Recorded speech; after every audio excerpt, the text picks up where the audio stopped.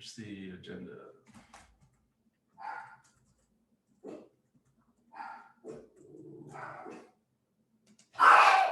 Okay, so 1 second while I calm the dogs down.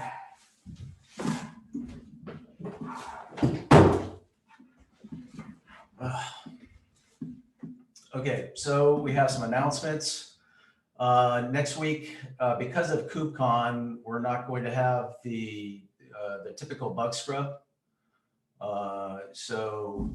And thanks, Mache. Mache also put a link in for our talk tomorrow, or sorry, next week at KubeCon. So Katrina, Eddie, and myself will be giving a talk on SIG CLI updates. So can we go through introductions? Well, first, actually, let me ask, is there any other announcements besides those 2 items?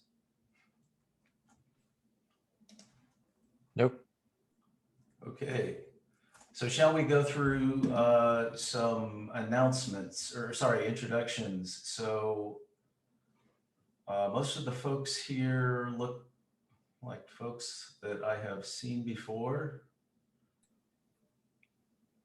I don't want to call names, but there are new folks on the call that I'm looking at. But I don't want to be nasty and call them out. But I'll just start then. I'm Clint. I was invited here by Mache, and I have a PR that I put up that needed a bit more discussion. So I'm here to discuss that. I work for a company called NetFoundry, and we are making this open source project we call ZD that's all about zero trust. So. Great. Yeah, I had a quick look at that. It was about some of the flags. So yeah, we'll get to that as one of the topics. Thanks, Clint. Pleasure to meet you. Is there anyone else who would like to introduce themselves?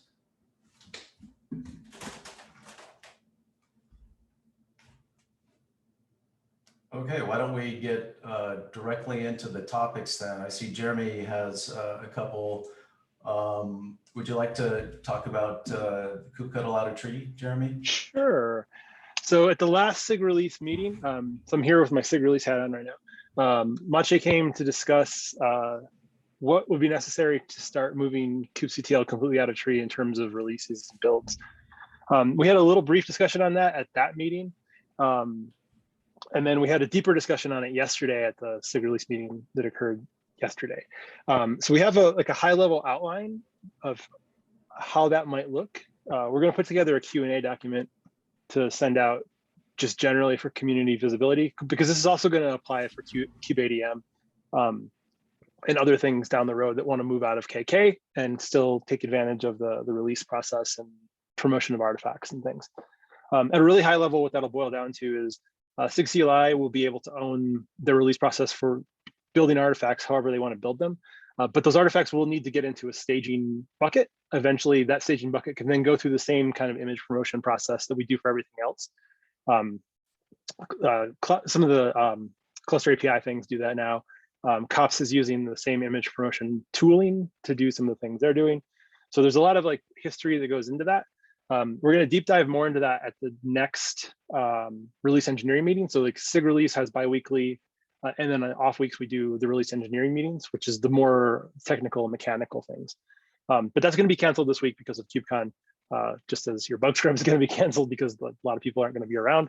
So what's going to come out of this is that we're going to end up building a cap that's going to describe what this process looks like. I think you had one already for moving some of the components out of tree, but this is going to be a higher level kind of umbrella thing about how this will look for other projects as well, just what the mechanisms for building things out of tree look like.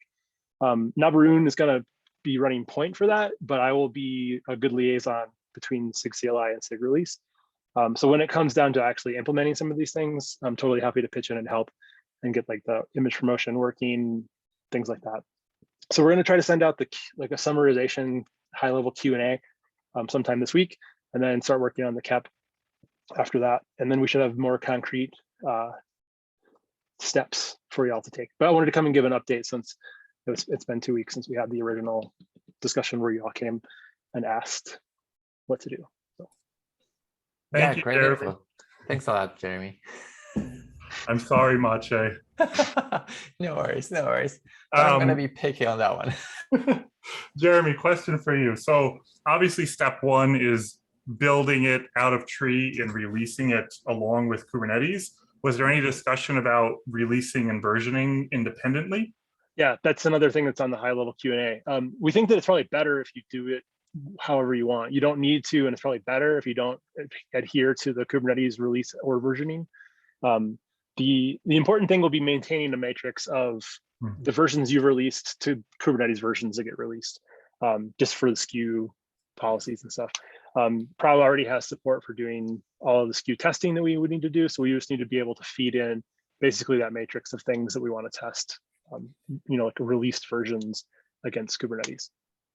I think that the compatibility matrix and the complications and all that was one of the reasons why I was proposing, so that we focus currently only on releasing on an equal schedule as Kubernetes. And I'm happy to hear that the actual schedule can be easily tweaked for us. Yep. But it'll be simpler if we start with aligned releases, and over time, once we get sufficient test coverage, sufficient announcement, heads up, and whatever that we will be changing and actually releasing faster, we will do the actual switch from releasing every 4 months to releasing, I don't know, sooner, every 2 months, or even on a monthly cadence. But yeah, it's probably will require a little bit of more writing this somewhere down and properly announcing that this will change. Yeah, this is going to be a pretty wide impacting change for folks. So it makes a lot of sense for us to do a KEP, roll that out, lots of comms, roll that out before we make any of these changes. But so stay tuned. We'll be back with more updates as we solidify some of this.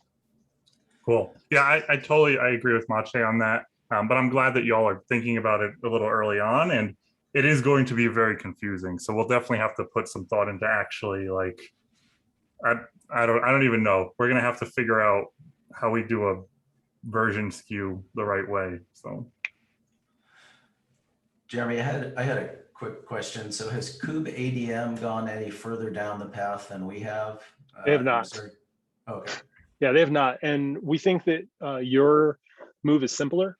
So it'll help us to prove out things and uncover the problems. And then we can apply that to kubeadm afterwards. So we'll be the guinea pigs. Got it. Yeah. Somebody has to be. I mean, yeah. I think we will be also the first repo to actually split from Kubernetes, because a lot of staging repos are already there, but nobody went with the bold move to actually cut the cord to the main kube repo. So we will be the first one as well on that one. To answer your question, sort of, Eddie, about the version SKU, I'm pretty confident that we are already capable of supporting more than 2 or 3 releases, because with over the past, I don't know, 6, maybe even 7 releases, the amount of API changes and the amount of stuff that we did in kubectl to not rely so much on actual API has progressed significantly. So we should be good on that front. Yes, there will be obviously always some edge cases where, I don't know, a particular API was removed or will be removed, and it so happens that in a kubectl it'll be there for a little bit longer, or will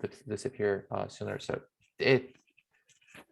but we should be good most of the time. Well, my secret motivation is coming from the fact that we will eventually, hopefully, be able to make some breaking changes to things that bug us. So maybe some flag changes, and so that's where my secret motivation lies for this. So.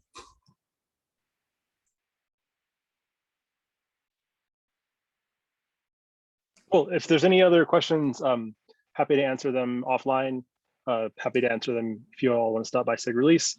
The next meeting will be in 2 weeks, and it'll be the regular biweekly SIG release meeting, and the one after that will be the release engineering meeting, where I think we'll have more in-depth discussion on things that will happen. Thanks, Jeremy. I'll start joining those meetings again. Sorry for not being there. No worries. There's a lot of meetings. A lot of meetings for everybody. All right, so I have a second topic on the agenda too, and I'll just jump into that. Katrina and I have been meeting with the KEPS team, and I see some of them on the line as well, mostly collaborating around KRM functions. So plugins or functions that you can use and customize, same thing for KEPS, KPT, kind of built around the specification that lives in the customized repo. We would like to, we have a couple of KEPs that are in flight right now, one to define a catalog of what these things might look like, one that piggybacks off of that and defines a like a official repository of plugins, and then probably some follow-up that comes from that. And as we're talking through these things, we thought that it would be good to move these to a more official thing, probably sanctioned by the SIG. So we wanted to propose creating a subproject specifically focused on working on KRM functions that can be beneficial to customize, can be beneficial to KEPT, can be beneficial to other tools down the road as well. Some of the asks that we probably would do after getting sanctioned would be creation of a repo to house plugins like that we may want to extract from customize, things that we may want to donate from KEPT, a website hosted on community infrastructure that would serve some of these things. And we really wanted to come and just bring this topic up before we actually made an official request to kick off a subproject. So I'm happy to engage in some discussion here. If anybody else wants to, it's on the line from the group, wants to mention anything else or comment, happy to have you jump in as well. Do I remember correctly that the subproject shape would be similar to what we do with crew index and basically how we're hosting crew plugins?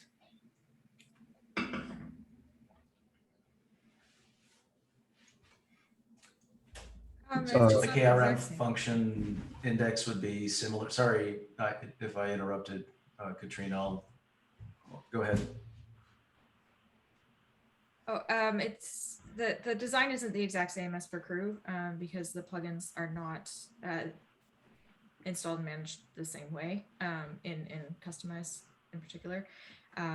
So the plan is somewhat different and it's outlined in our KEPs, but we would still need a repo and some hosting infrastructure to drive it, which I guess is similar to what crew needs as well from that perspective. I'll add a link to the KEP in the agenda, the one that actually requires the infrastructure.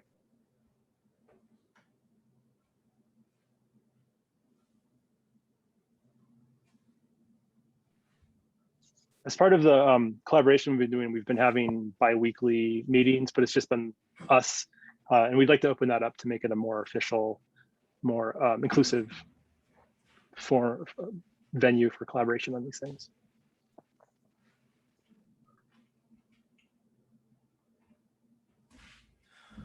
I think this is a great initiative within our mission of promoting standards of your CLI tools, because this existing standard with the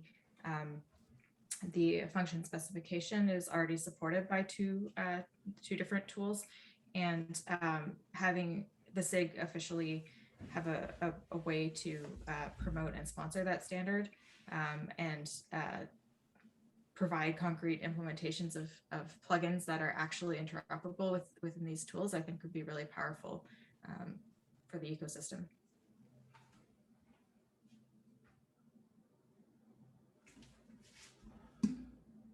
Great. So if that, should we move on to the next topic? Have we covered that, Jeremy? I think so.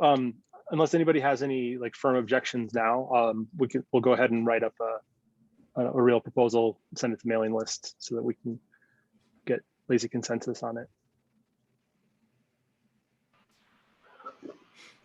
Oh, Mike. Quick update, which is great. I just got an update from Menchie. I don't know. Doesn't seem like he's in this meeting, but oh no, he is. Okay, he is. Okay. He's got our domain, so that's good. Small victories.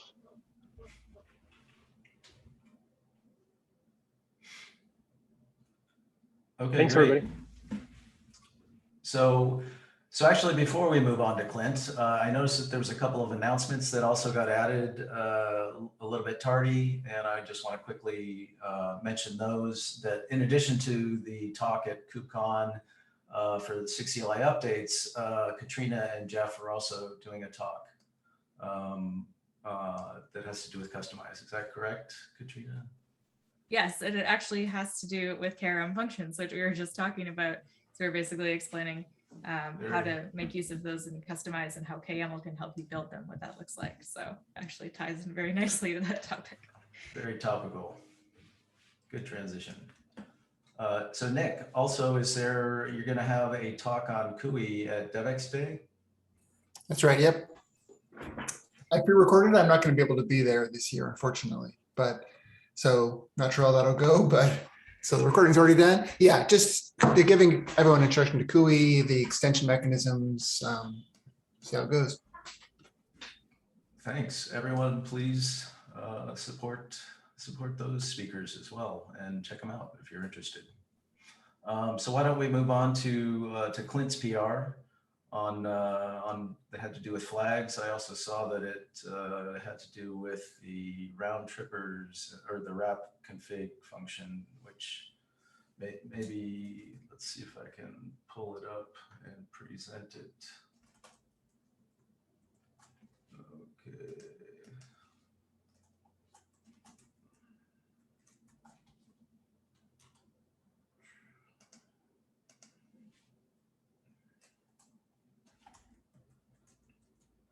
Sorry about the slowness here. I'm just coming up to date on some of this stuff, running this stuff. Okay, I'm going to share my entire screen. Okay. Share. So is this particular PR visible to everybody else from my screen? It is, but it's not mine. Okay. So I think it's maybe new share. There we go. Okay. There you go.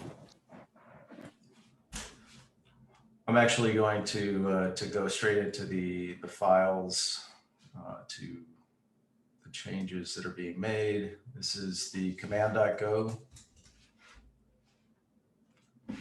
Would you like to describe this, Clint? Sure. So basically, what we're doing is we're trying to replace the netcon that gets created. The OpenZD project needs to own the connection that's created. It does that so that it can do all the zero trust good stuff that it wants to do. And then oftentimes you'll find APIs will expose some way of providing that function, oftentimes through a dial function callback that you can call. It's not really obvious in this PR because the way it's used and consumed is not inherently obvious in the PR, but basically down below there is a wrap config function that happens down in this if, right here. And that wrap config is a function that is able to be specified in the kube config flags. It's kind of a few layers deep. Those kube config flags are created right up above on line 278 right there.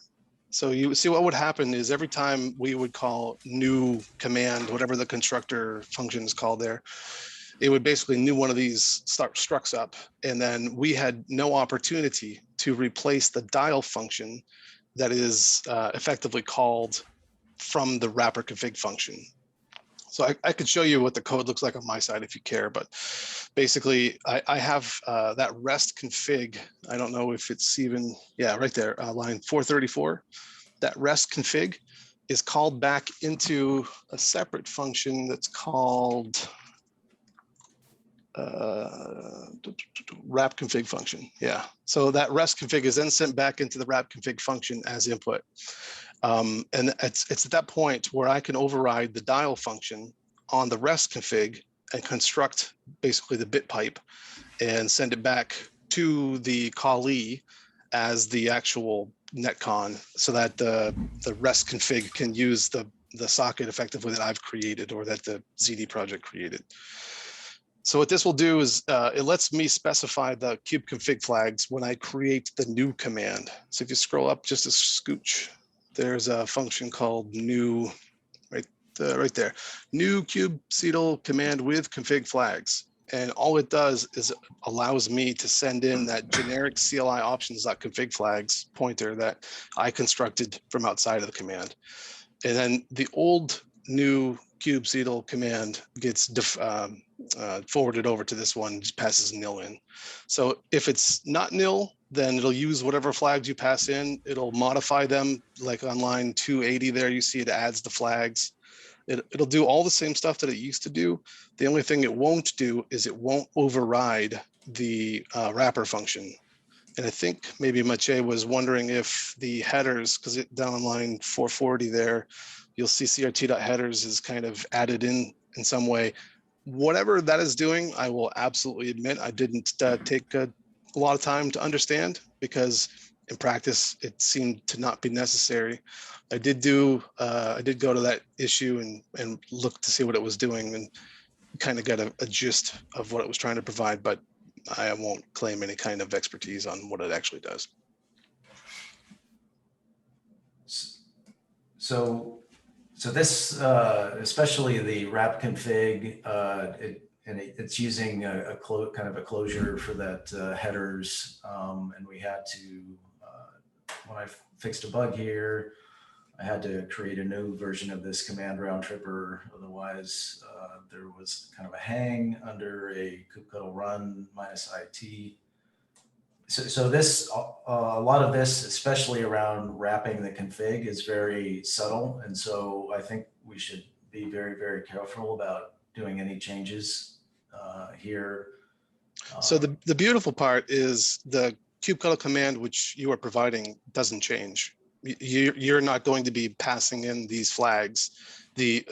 We have to fork kubectl, and so I have a fork of it that sprinkles in a couple lines here and there to actually set this kubeconfig. So the existing kubectl won't change at all. It'll hit the if block, and if it's nil, it'll go through the wrap function and everything like it used to. Right.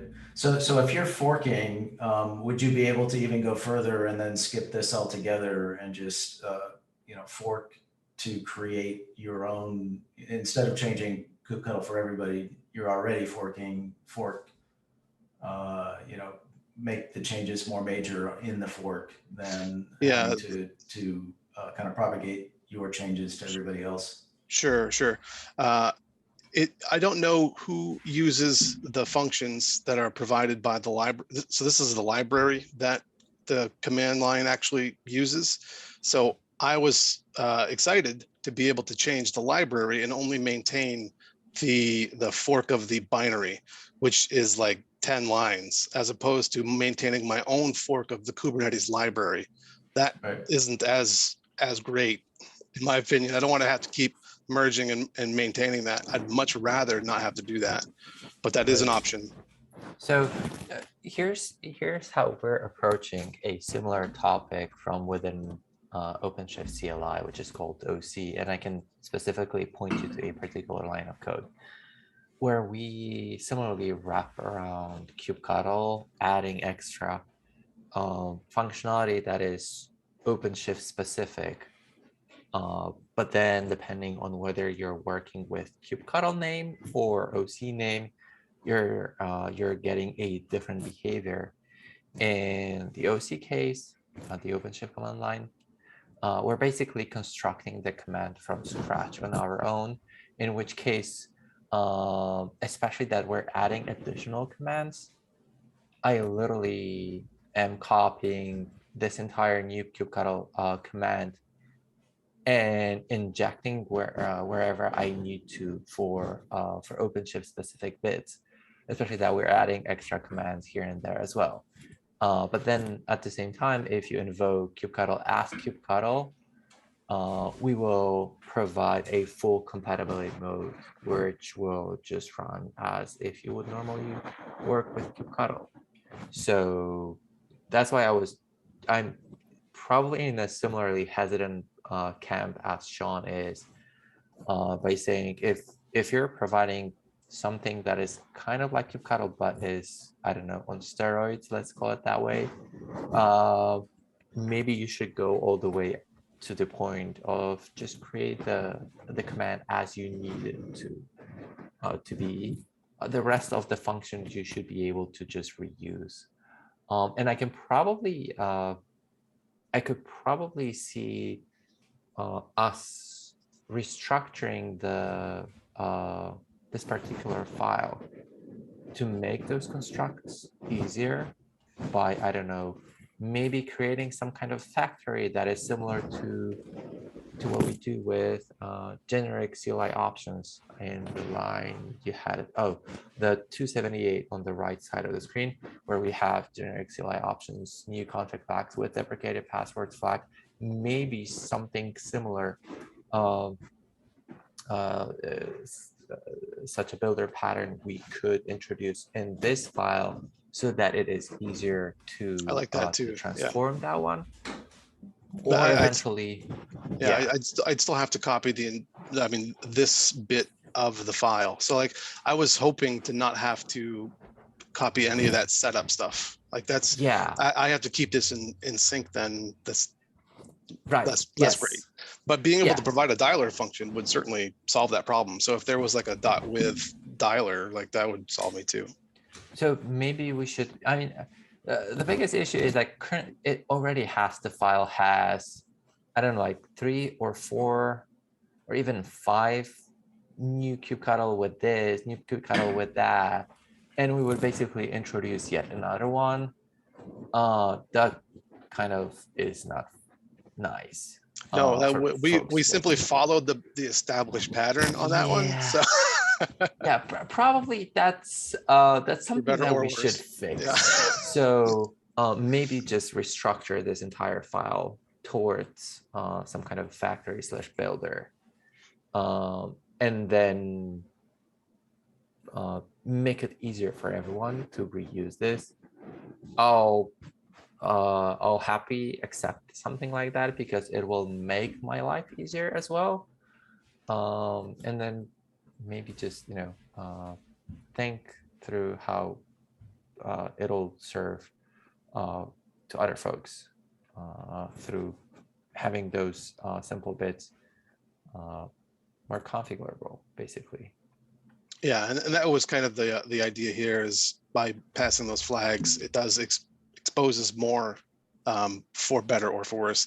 And that's the kind of history that I don't have as to, you know, what are we, you know, allowing for some other consumer to now do that they maybe shouldn't be able to do, that they now could because they've exposed this. Sure.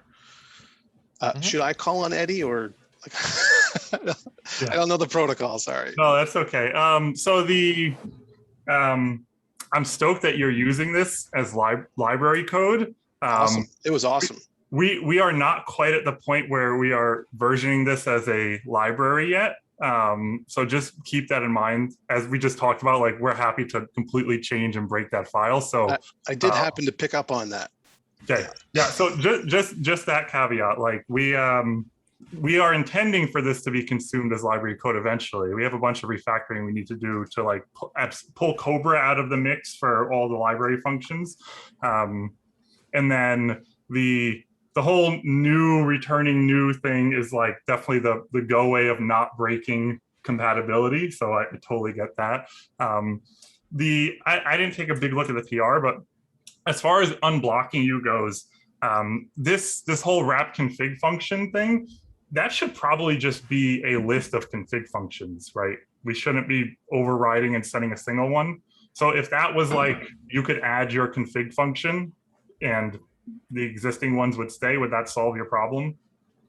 Yeah, literally the only thing I need to be able to do is control when right now, you know, every library wants to make the socket, every single one, all of them, they always do. Unless you're really like the Golang standard library actually is really good about this, because Z-defying SSH was cake, because it already allowed me to provide a dialer function back. So any way I can just be the transport creator, that's all I really need from any of this. And then like, I would love it if it was one line, just one deferred to the dialer function.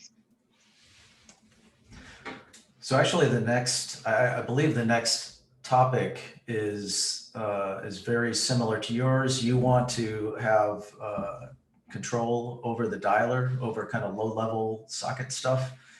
And it sounds like for this, so I'm gonna transition to the next item, Clint, if that's okay, to kind of connect with what you're trying to get done. Yeah, and if I can. So right now it'll stay on hold until we come up with maybe a better approach, is what I'm hearing, which is fine. I'm not surprised, but I didn't know how it would go.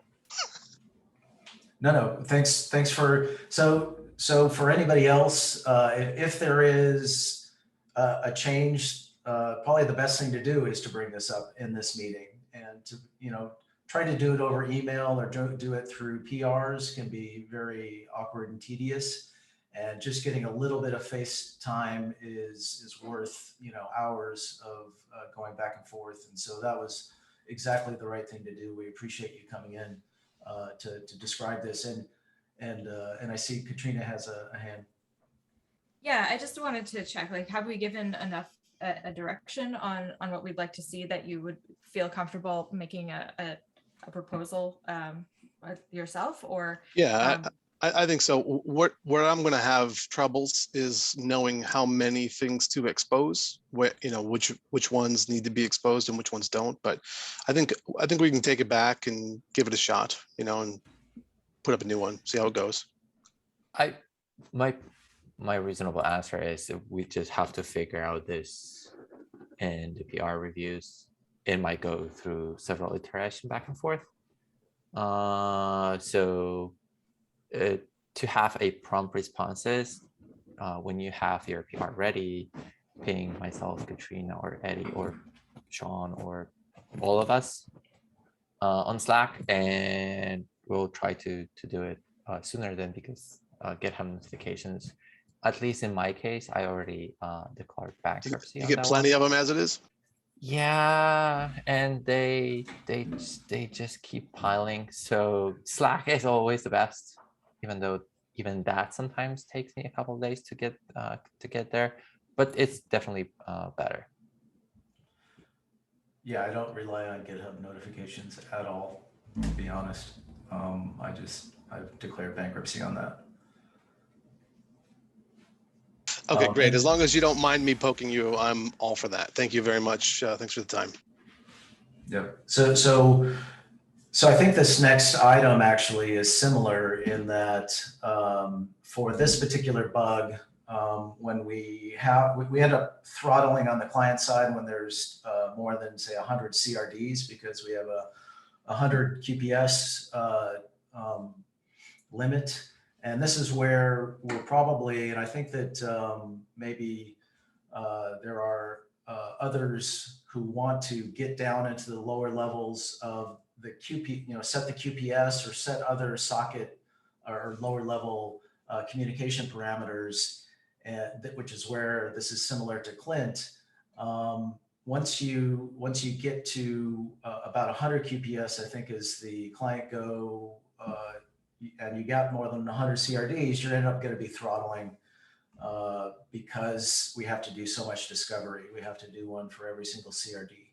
And it sounds like we may be over discovering. So the only reason I'm even bringing this up is just for visibility. I don't think we need to make any decisions here. I would just like to bring this up for visibility for the rest of the SIG, that this there is this problem with over discovery, it looks like.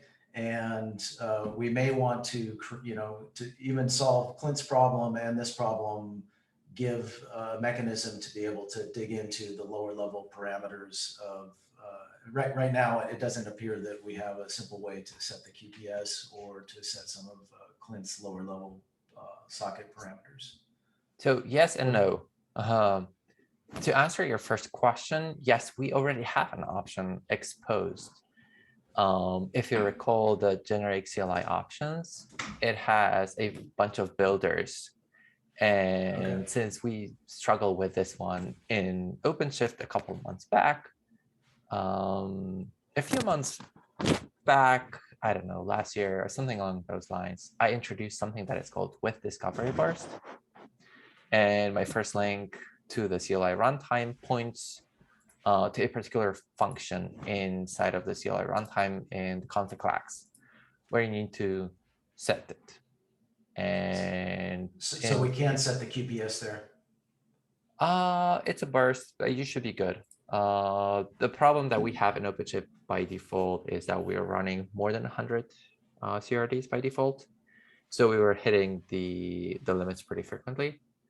So this is bumped to 250 as it currently stands. The last line is basically showing how we're wiring that inside of OC. So that's the OpenShift client line. That also answered the questions and what I was mentioning to Clint, how we're running, how we're wrapping the kubectl. But yeah, as you see, we are basically repeating a lot of stuff from the kubectl command ago. So I would probably, when you will be working on your refactoring, I would suggest that we somehow expose the ability to tweak the kubeconfig flags in a similar vein as you would be tweaking the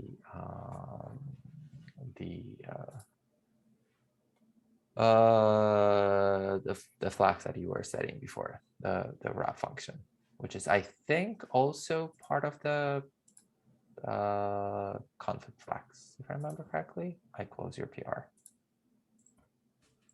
But I think it was. The wrap function ends up calling dial, which is settable inside that wrapper function on the rest config. The rest config pointer is the one that takes the dial. Yeah. So if we would just tweak the ability to set the config flags, it would basically solve both yours and Sean issue. Yeah, that's certainly another option, is to just expose the config flags after the command is newed up, right? Or in some way. Yeah, definitely.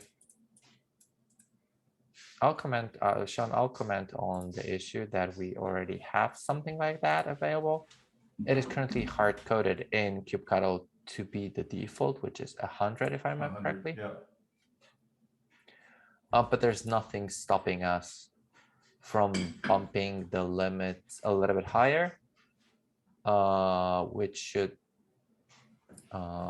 solve your problem almost immediately, because with the proliferation of CRDs, by average, I would expect 100 CRDs not to be uncommon in the wild. So yeah, the fix is very simple, and we can do it in kubectl. So just like that. We'll just modify the QPS for that one. Yeah. So yeah, Daniel Smith was even saying, just remove it altogether. The QPS limit. There is server-side throttling as well that happens. Correct. And so maybe client-side throttling isn't something we should be doing anymore. Anyway, I didn't mean to get into this to solve it right here. I just wanted to bring it up for visibility, and it seemed very topical for Clint's issue. I mean, we have a very nice description why we picked the current number. If you look at the lines for 16 to 419, where we're starting the discovery bars to 100. So should It- you share your screen or? Yeah, sure. You need to make me a co-host and I can share the screen. Okay, that's gonna be one other thing that I'm gonna have to learn how to do. Share. Multiple participants should share. Advanced sharing options. Oh, it's just easier to add me as a co-host. Okay. And so I'm going to go to Mache, more. Okay, I'm gonna have to look into how to do that. Sorry, Mache. Oh, okay. Can you see my screen? I don't know. Yeah. Maybe you've managed to do it. So this is the description why we're setting the discovery bars to 100. And it's basically an information about how many times we're reaching the discovery.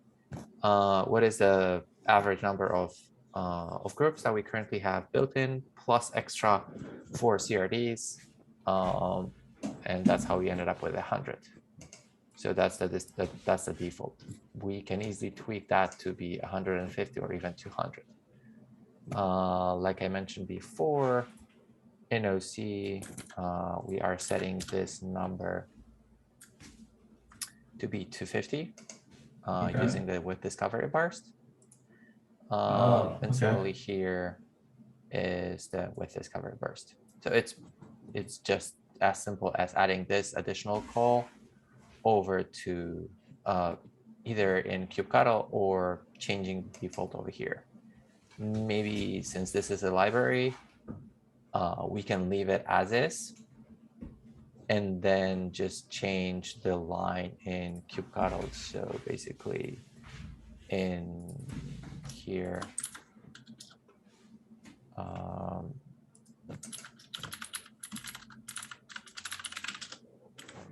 so just adding with discovery bursts, I don't know, Right. 150, 200 would solve this issue for kubectl immediately. Okay. I'll open a And- PR. I'll open a PR after after this call, adding this, and I'll link in that issue. Cool, great. And the Okay. discovery burst is relatively new, right? That It's particular. yeah, if I remember correctly. Let me quickly check. I might have added that one just last year or something like that. Almost a year ago. Okay. That's more or less where when this was added. Okay, great. Yeah. So I don't want to take any more time, but I thought that was going to be might be helpful for Clint's issue as well.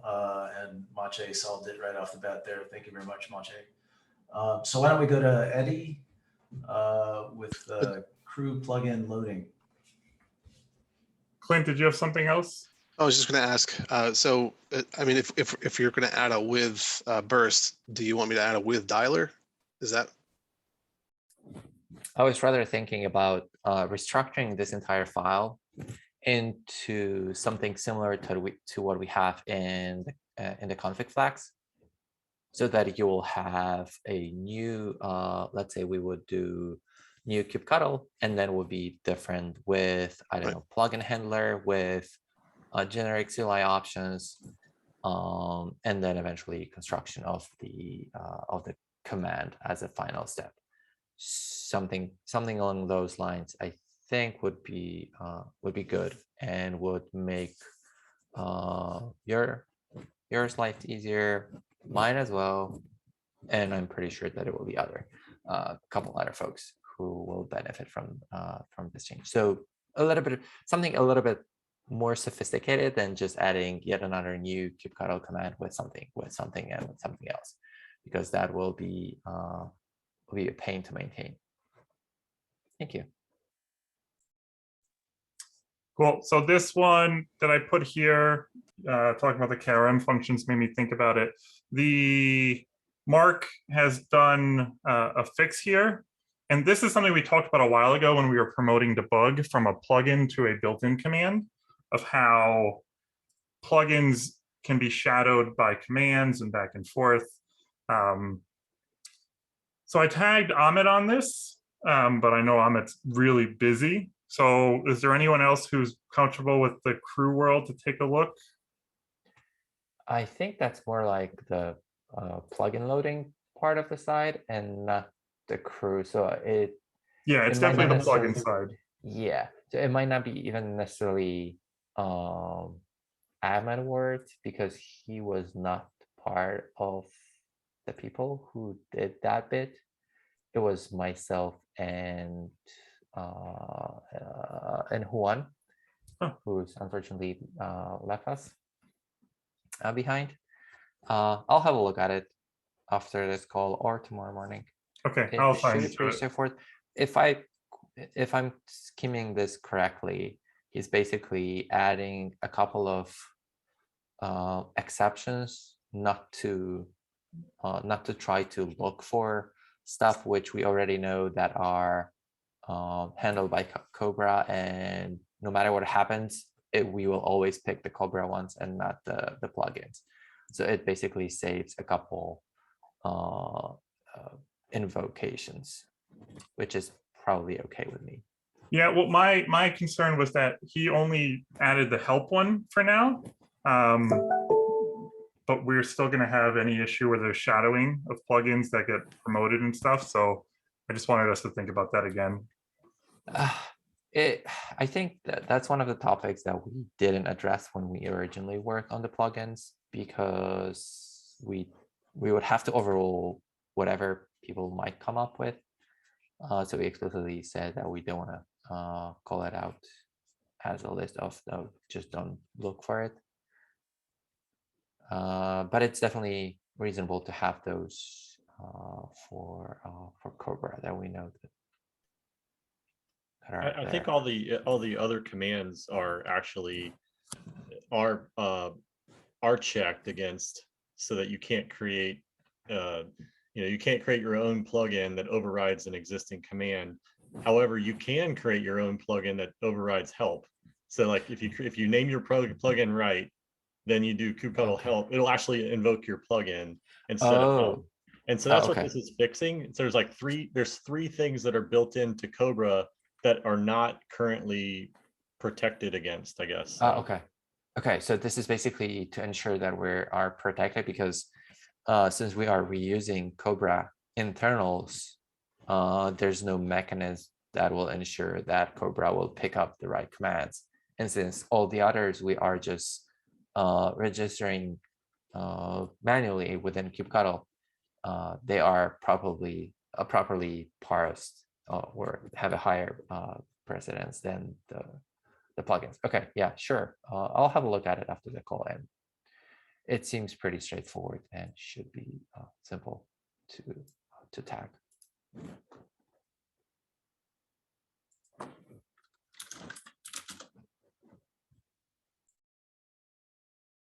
Okay, great. So shall we move on to stand-ups?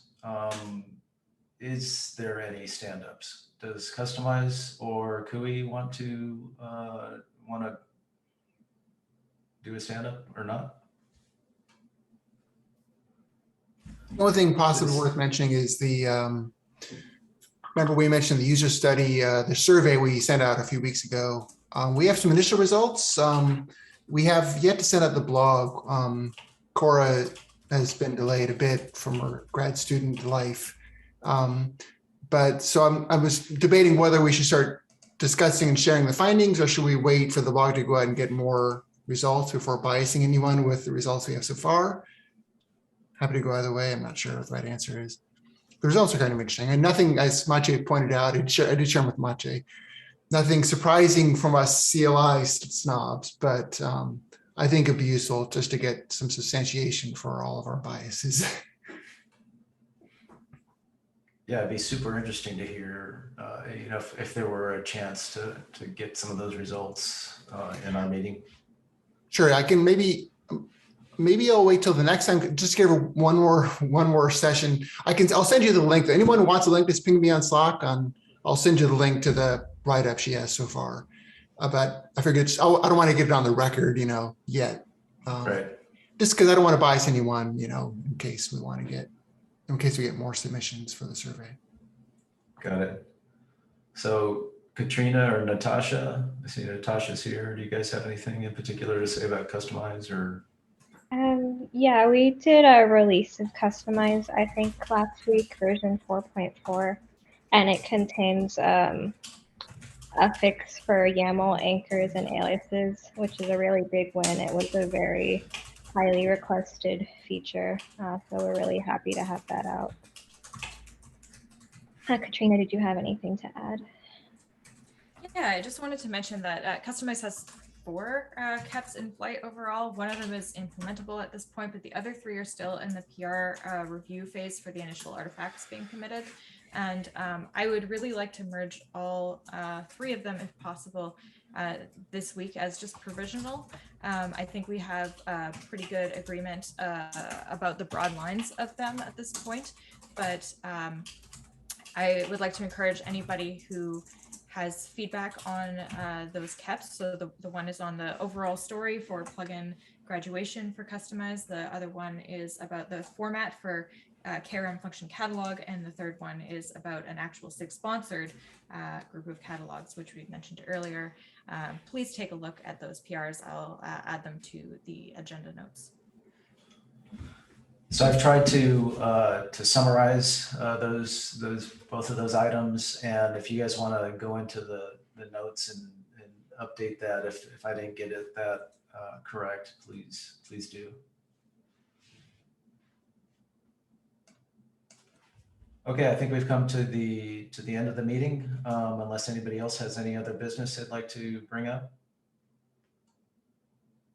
If Just not, a reminder that there's a KubeCon next week. So I think pretty much all of the SIGs are canceling their call. So we're also canceling kubectl next week. Kubectl bug scrub is what I meant. Great.